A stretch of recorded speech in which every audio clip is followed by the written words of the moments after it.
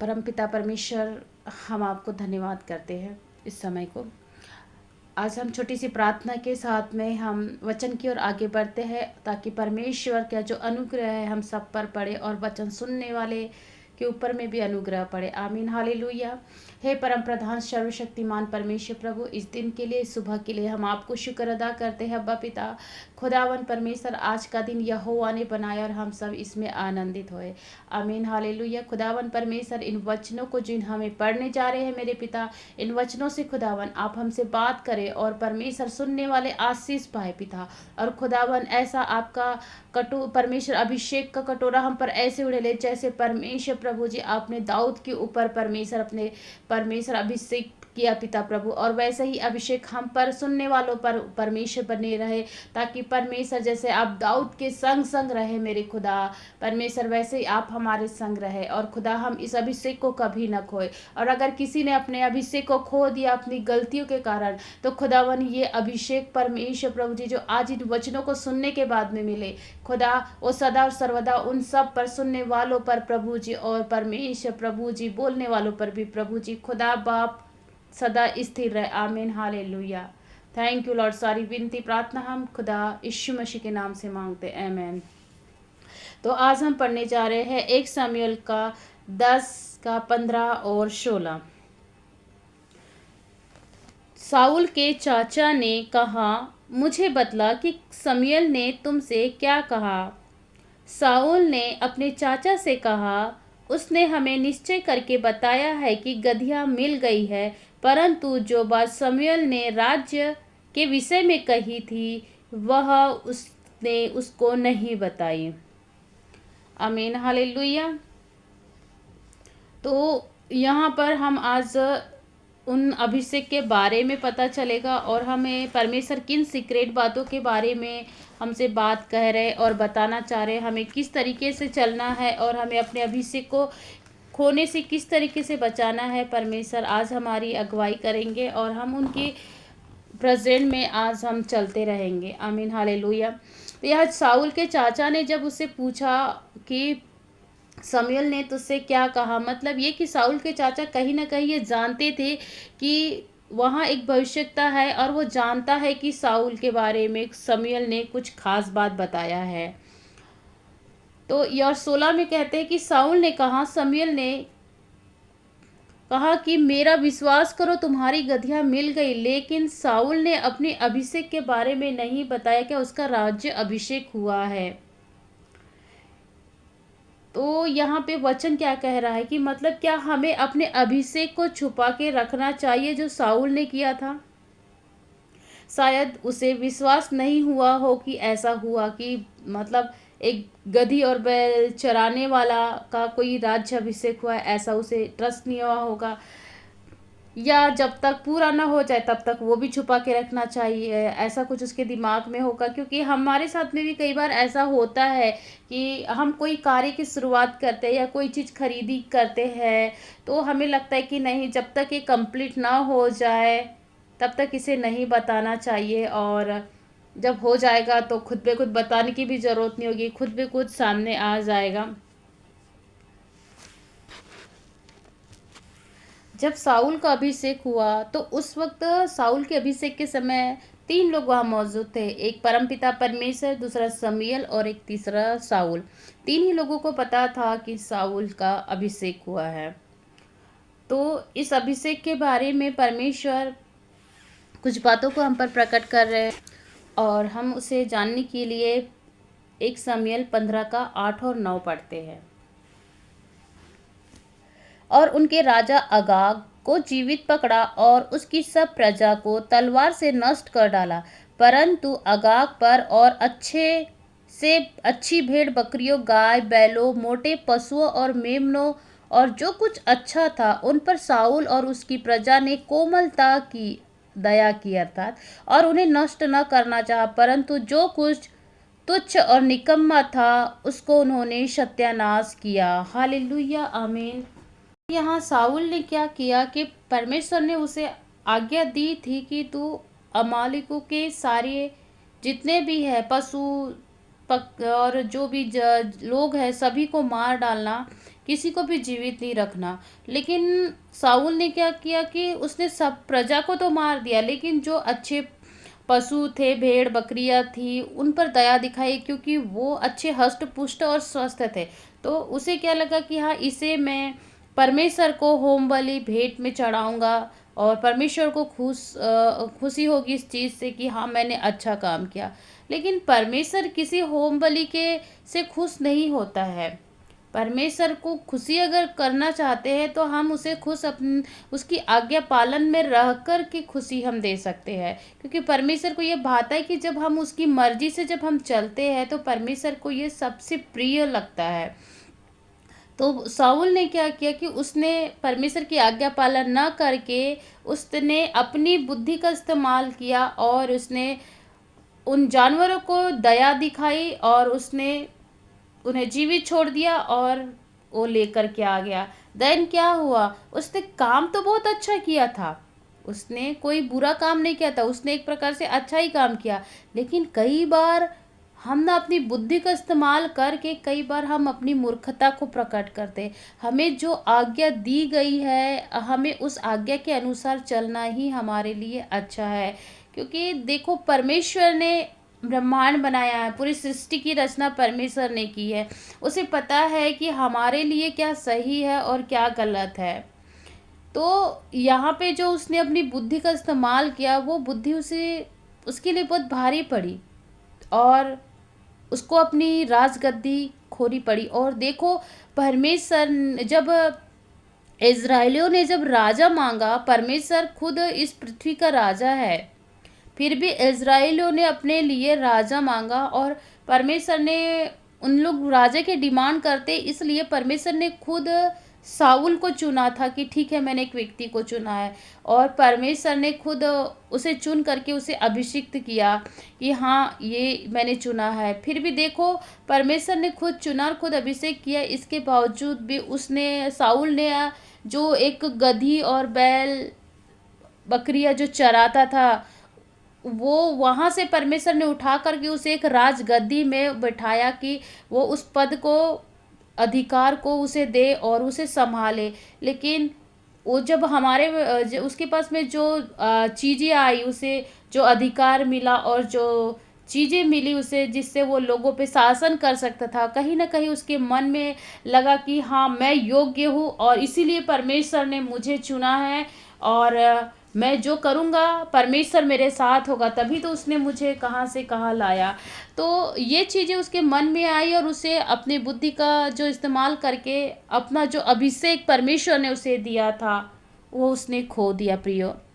तो यहाँ पे जो परमेश्वर हमें बता रहे हैं और हमें कहीं ना कहीं एक वार्निंग मिल रही है कि हमें जो बताया गया है और जो बोला गया है हमें उसके अनुसार ही चलना है, अपनी बुद्धि का इस्तेमाल करके उस अभिषेक को नहीं खोना है।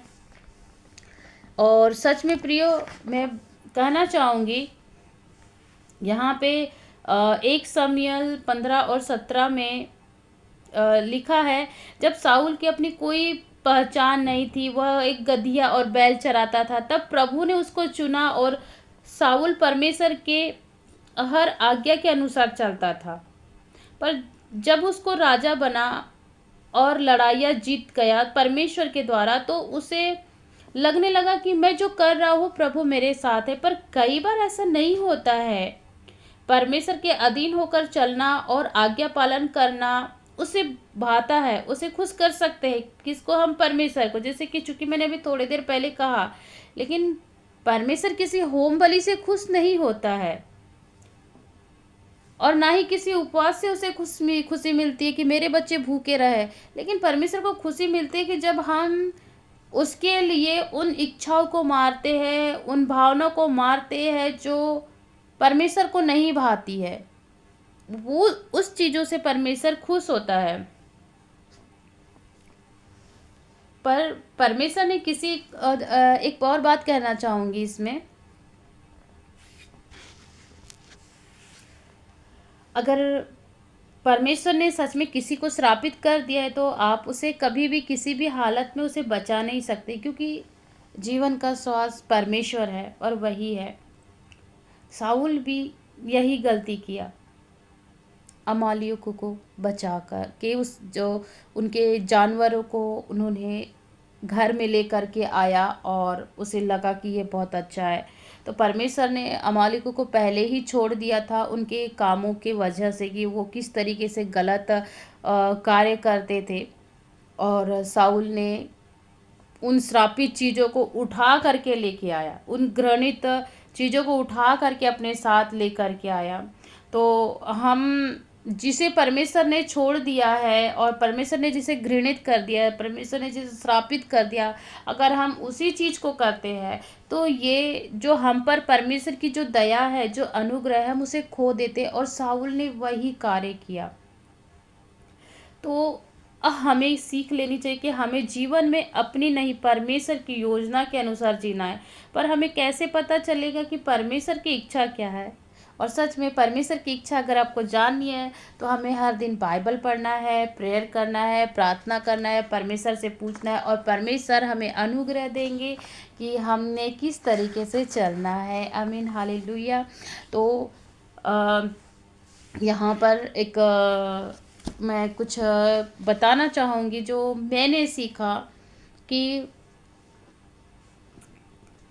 प्रभु ना हमारे जीवन में बहुत सारी बातों को सीक्रेट रखते हैं और मैं उन सीक्रेटों को बताना चाहूँगी कि क्या सीक्रेट है और ऐसा हमें इस सीक्रेट को कैसे सीक्रेट रखना चाहिए।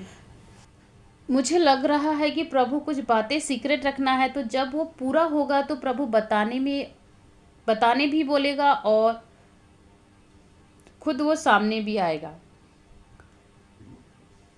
तो आज हम उन सीक्रेट के बारे में, उन अभिषेक के बारे में, अभिषेक खोना और उसे सीक्रेट करना और क्यों सीक्रेट रखना है उसके बारे में हम जानते हैं। तो जैसे हम समयल यूसुफ के बारे में जानते हैं कि यूसुफ को परमेश्वर एक ब्लेसिंग रिलीज कर रहे थे और उसके ऊपर ब्लेसिंग रिलीज कर रहे थे और वो सीक्रेट था और उस सीक्रेट को सिर्फ यूसुफ ही जानता था और कोई नहीं जानता था और उससे परमेश्वर दर्शनों के द्वारा बात करते थे। तो प्रियो, कई बार क्या होता है, परमेश्वर हमारे जीवन में कार्य करने के लिए हमें ड्रीम्स देते हैं, दर्शन देते हैं, प्रकाशन देते हैं। तो हमें ना इन जो चीज़ें जो परमेश्वर हम पर रिवील करते हैं इन्हें हर किसी के साथ में शेयर नहीं करना है। और कई बार क्या होता है कि हम इन बातों को समझ नहीं पाते कि हमारे लिए क्या सही है, क्या गलत है, और हम लोगों को ये बातों को प्रकट करने लगते हैं कि अब मेरे साथ में ऐसा हुआ, और हम ये बातें कह करके लोगों को बता करके ये जो बातें जो हमने परमेश्वर ने हम पर रिवील की है, इन बातों को दुष्ट कान लगा के बिल्कुल हाथी जैसे कान अपने बड़े कर लेता है और वो सुन लेता है कि परमेश्वर ने इनके लिए आगे फ्यूचर में क्या योजना बनाई है। और वो अपने हाथी जैसे कानों को सुन करके हमारी बातों को, वो हमारे जो परमेश्वर ने हमारे लिए प्लानिंग बनाई है उस प्लानिंग पे पूरा पानी फेर देता है, वो रद्द कर देता है। वो फिर अपना उस प्लानिंग को नष्ट भ्रष्ट करने के लिए अपना एड़ी चोटी का जोर लगाने लगता है।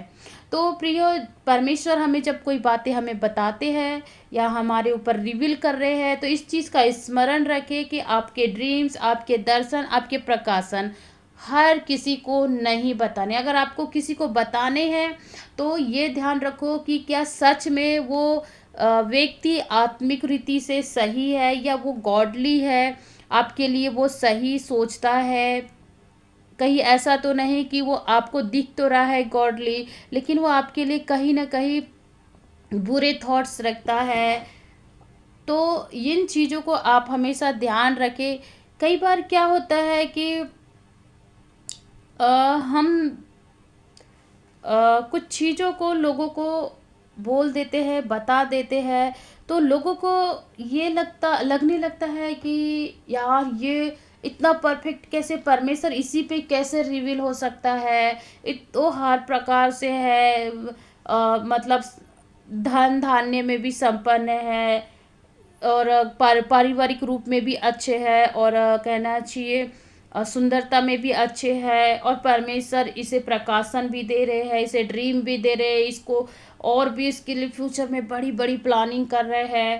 तो कई बार क्या होता है ना, वो जो हम बोलते हैं, हम हमारे दिमाग में रहता है कि ये गॉडली है, लेकिन उनके मन में कहीं ना कहीं एक अंदर से कुड़कुड़ाहट होती है, एक जलन की भावना होती है कि ये ऐसे कैसे हो सकता है। तो इस चीज़ का ध्यान रखिए कि सामने वाला सच में वो गॉडली है क्या, सच में वो परमेश्वर के प्रति एकदम ईमानदार है, कि उसे किसी चीज़ से फ़र्क नहीं पड़ता, वो अपनी मेहनत पे भरोसा करता है कि हाँ, मैं अगर मेहनत करूँगा तो प्रभु मुझे भी ब्लेस करेगा।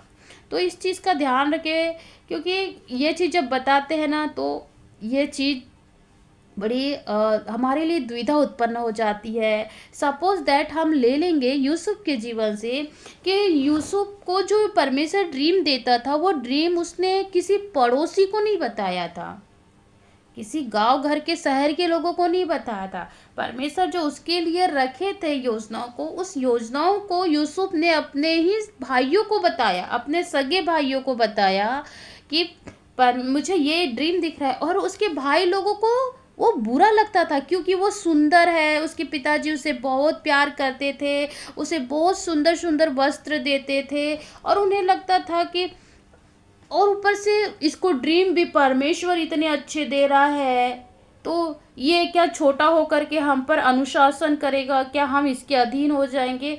जो भी उसका उन भाइयों का XYZ था सोच। आज सच में हमारे जीवन में भी ऐसे ही होता है कि हमारे दुश्मन बाहर नहीं होते हैं, हमारे दुश्मन हमारे करीब में, हमारे अपनों में ही होते हैं। तो हमें उन उन चीज़ों से हमें बचना है। यूसुफ के दुश्मन बाहर के नहीं थे, उसके अपने ही भाई बहन थे। कई बार ये चीज़ें होते हैं कि हमें बाहर वालों से जितनी दिक्कत नहीं होती है ना, उतनी दिक्कत हमें हमारे घर वालों से होती है, हमारे अपनों से ही होती है। आप अधिकतर मसीहों में देखेंगे और सुने होंगे कि जब हम मसीह में जाते हैं, तो हमें बाहर के लोग, मोहल्ले पड़ोस वाले बाद में बोलते हैं, सबसे पहले हमें अपने घर के ही लोग हमारे दुश्मन खड़े हो जाते हैं। तो ये जो चीज़ें हैं ना, इसी चीज़ों के लिए हमें इस चीज़ का ध्यान रखना है कि हम किन लोगों को अपनी आशीष से भरी बातें, आशीष से किसके पास में आप शेयर कर रहे हैं। आज हम बहुत सारी चीज़ें हम सोशल मीडिया में, स्टेटस में, फेसबुक में, इंस्टाग्राम में हम बहुत सारी चीज़ें शेयर करते हैं। हम कहाँ जा रहे हैं, हम क्या खा रहे हैं, पी रहे हैं, पहन रहे, घूम रहे, उड़ रहे हैं। बहुत सारे लोग, हम तो अपनी खुशी को शेयर कर रहे होते हैं, लेकिन सच में प्रियो, कुछ लोग इस चीज़ को देख कर कैसा जज करने लगते हैं कि यार इतना कैसे, इन लोग तो इतना इतना इंजॉयमेंट कैसे हो सकता है, ये भी और वो भी, इनका तो आ, कहना चाहिए पांचों उंगली घी में और सर कढ़ाई में, ऐसे कैसे हो सकता है, सारी इधर उधर इनका एंजॉय भी और परमेश्वर की ग्रेस भी इनके ऊपर कैसे हो सकता है। तो इस चीज़ का हमेशा ध्यान रखें कि अपनी जो प्राइवेट है, अपनी लाइफ को लेकर के, आशीषों को लेके, उसको सीक्रेट रखें, सोशल मीडिया पे ना शेयर करें।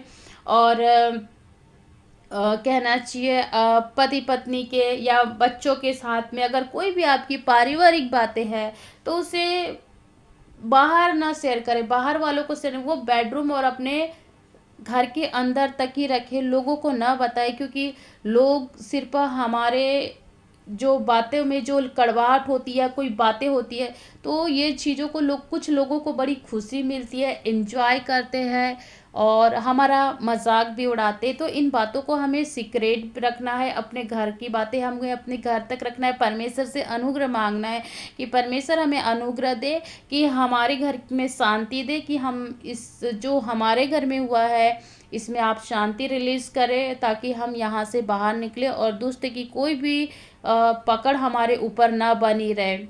तो इस चीज़ का हमें ध्यान रखना है।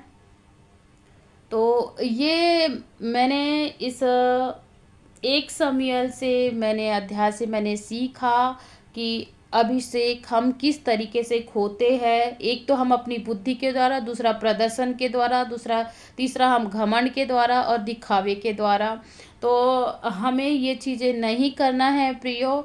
और मैं विश्वास करती हूँ कि आप सबने अगर इस वचन को सुना है तहे दिल से अपने जीवन में, अगर आप ये अपील करते हैं तो परमेश्वर आपको बहुत ब्लेस करने जा रहे हैं, आशीषित होने जा रहे हैं।